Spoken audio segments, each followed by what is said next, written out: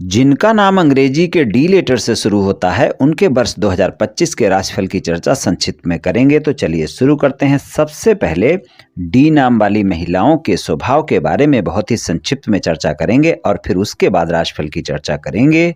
D नाम वाली महिलाएं ज़्यादा दिखावा करने वाली नहीं होती हैं। इनसे कोई चालाकी करे तो ये चालाकी बिल्कुल पसंद नहीं करती हैं, फिर ये उस व्यक्ति से हमेशा के लिए दूर हो सकती हैं। आसानी से किसी पर भरोसा नहीं करती हैं, लेकिन अगर एक बार ये किसी पर भरोसा कर लेती हैं तो फिर वो भरोसा हमेशा के लिए होता है।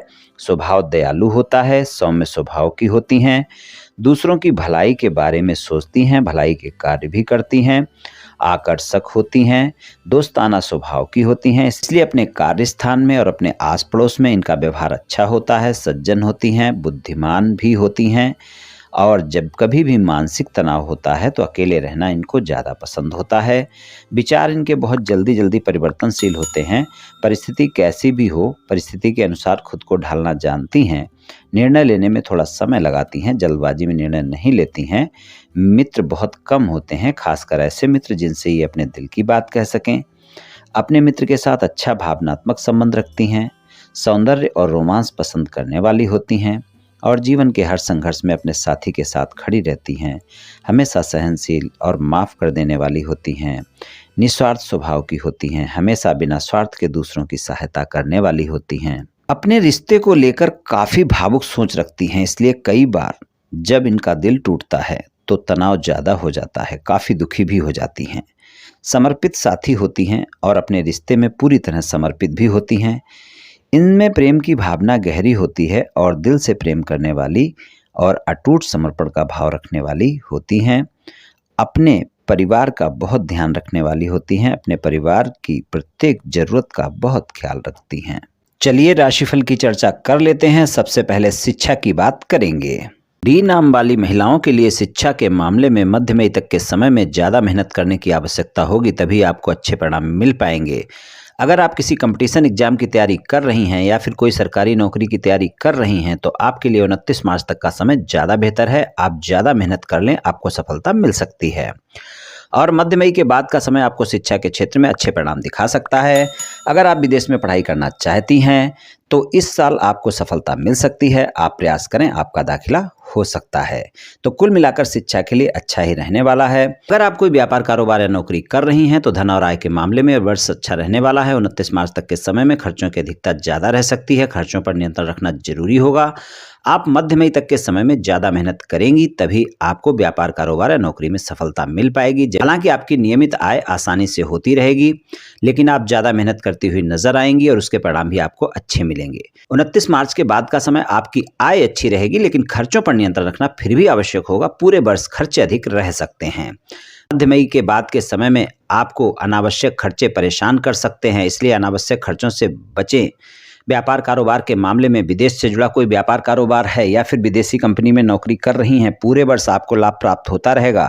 कोई ऐसा व्यापार, कारोबार है जो मेडिकल के क्षेत्र से जुड़ा है, आप डॉक्टर हैं, नर्सिंग होम चला रही हैं या मेडिकल स्टोर चला रही हैं, तो आपको लाभ देखने को मिलेगा। या फिर किसी ऐसी कंपनी में नौकरी कर रही हैं जो मेडिकल के क्षेत्र से जुड़ी है, तो लाभ देखने को वहाँ पर भी आपको मिलेगा। और अगर देखें कोई अन्य प्रकार का व्यापार, कारोबार, नौकरी है, सामान्य परिणाम देखने को मिलेंगे।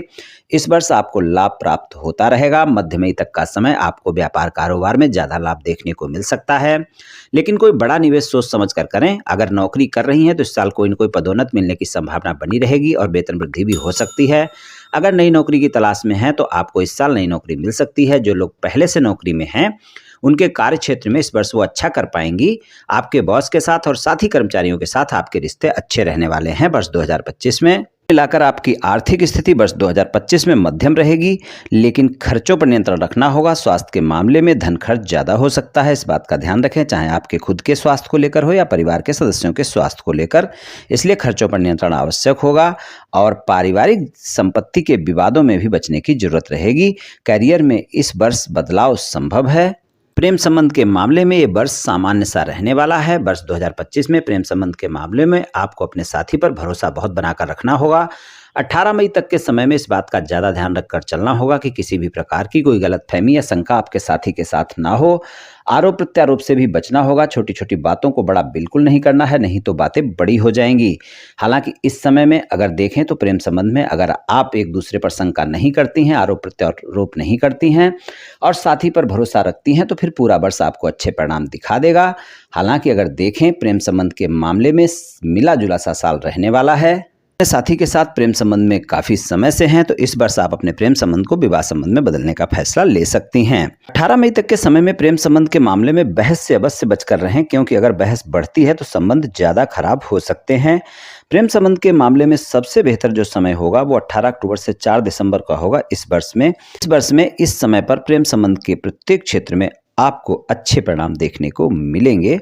18 मई तक का समय प्रेम संबंध के मामले में अप एंड डाउन दिखा सकता है और 18 मई के बाद का समय सामान्य सा रहेगा और 30 मार्च से 14 मई और 18 अक्टूबर से 4 दिसंबर का ये समय जो होगा ये प्रेम संबंध के प्रत्येक क्षेत्र में बेहतर परिणाम दिखा सकता है। शादीशुदा जीवन में वर्ष 2025 में 18 मई तक का समय सामान्य रहेगा। यहाँ पर अप एंड डाउन देखने को मिल सकते हैं। उसके बाद का जो समय रहेगा वो वहाँ पर अच्छे परिणाम दिखाएगा। हालांकि साल की शुरुआत बेहतर रहेगी। आप अपने जीवन साथी की बातों को सुनेंगी और उनसे खुलकर बातें भी करेंगी। आप अपने रिश्ते में बेहद प्रेम और रोमांस महसूस करेंगी। इस समय पर आपके शादीशुदा जीवन में नयापन महसूस होगा और शादीशुदा जीवन में सुख और शांति बनी रहेगी।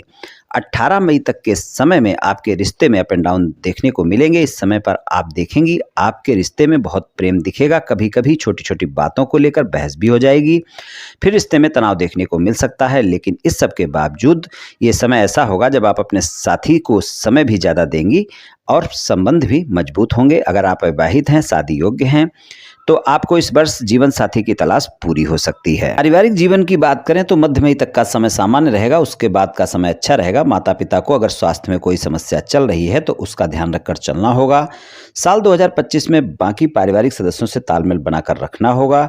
लेकिन 18 मई तक के समय में आपको अपनी वाणी पर संयम रखना आवश्यक होगा, वरना आपकी वाणी के चलते वाद विवाद की स्थितियां बन सकती हैं। इसलिए अपनी वाणी पर संयम रखें। परिवार के सदस्यों के साथ तालमेल बनाकर रखें।